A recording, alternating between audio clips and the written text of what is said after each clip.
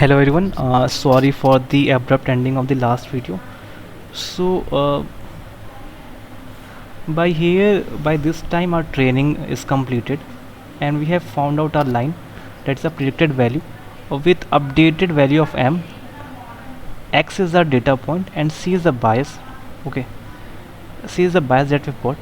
So with the updated values of m and C we have found out this line, and earlier we were just calculating it for just one point. Okay, before that let me give you a scenario. Suppose now our testing has started and the user, we have given our model to the user, and user x is given by the user, that is the petrol price. Suppose our user said the petrol price is now, user wants to predict the cost of vegetable with the given petrol price. So a user enter the petrol price as 110, and he wants to know, like, with this petrol price what will be the cost of vegetables in the market. Okay, so y bar is m into 110 plus C. Okay, so suppose after weight updation we have found our m to be something like 0.2, you can say, and this turn out to be you can say 0.6. Okay, so if we do a calculation again, so y hat, that is the predicted value of vegetables in the market, 0.2 into 110 plus C value is 0.6. So this term would 11 into 2 is 22, so this will be almost this will be 22 if I'm not wrong, and it is 0.6.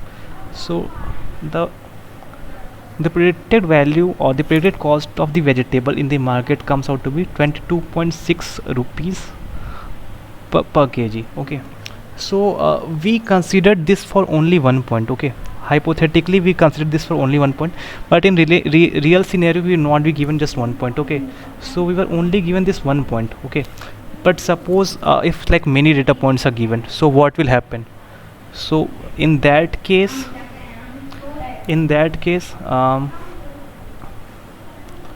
suppose this is our petrol price and this is the cost of vegetable per kg. Okay, and this is the line that we've got, this is our y bar. Okay, y bar, and these are the data points. Okay, these are the data points that are near to this. Okay, so these are the actual values. Okay, for a given petrol price. Okay, for a given petrol price, and correspondingly this is the predicted value. Okay, so for each data point we will calculate error. For each data point we'll calculate error, and we will do the weight updation or maybe slope updation simultaneously, slope and bias updation. So r, that is our error, or maybe you can call it loss also. So it will be given as by y minus, earlier it was given by y minus y bar. Okay, whole square. But now we have n data points. Suppose we have n data points, so for n data points we will do the summation here. Okay, we will do the summation from I equals to 1 to n. For every data point we will have that actual outcome y and the predicted y hat. Okay, and we will do the summation of all the error terms, and at the end we will divide it by 1 by n, because n is the number of data points we have. Okay, so in this way, for one iteration all the errors will be calculated and its average will be calculated, and then again this r term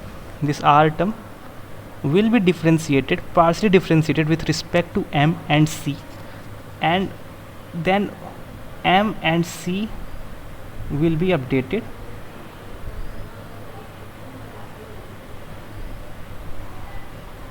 m new equals to m old minus learning rate into del r upon del m. Simultaneously we will update c new equals to c old minus del r upon del m, del c, sorry, del c, just a second guys.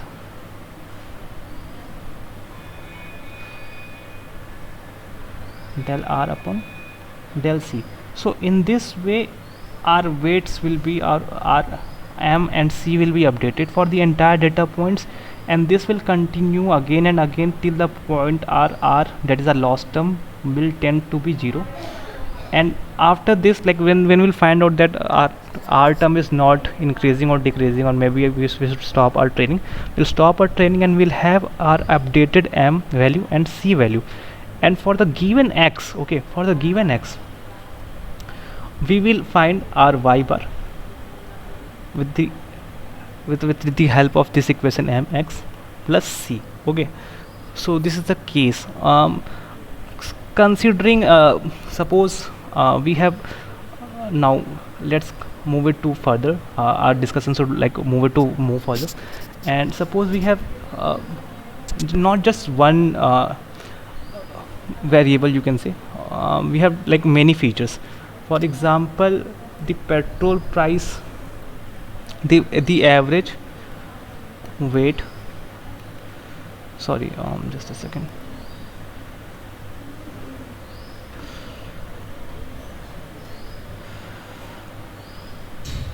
the average, just a second, the average price of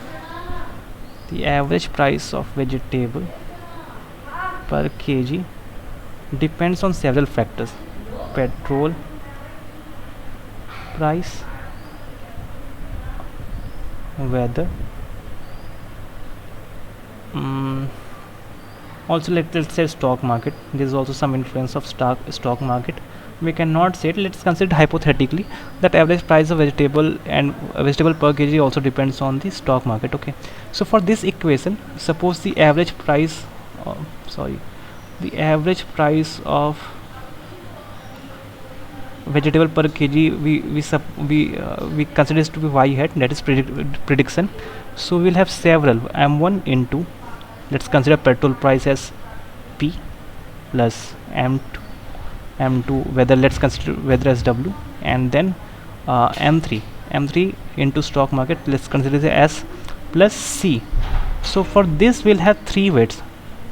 The number of more number of features we have, the more number of weights we'll have. Okay, and we'll have only one c for all number of features.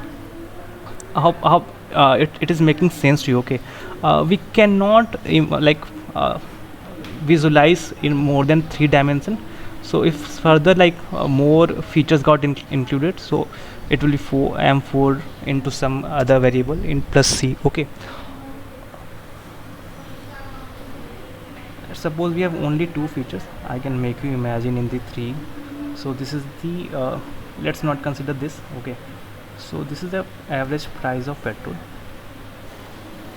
and this is average price of vegetable, and this is our weather, and this is our petrol price. Okay, so we will have a plane here. Okay, we will have a plane here, since we will have a plane here which will intercept y this. Okay, so the more number of dimension will have bigger hyperplane. Okay, so I hope you are understanding this. I hope you are visualizing it, or maybe not. Drop down a comment and make you visualize it. Okay, thank you.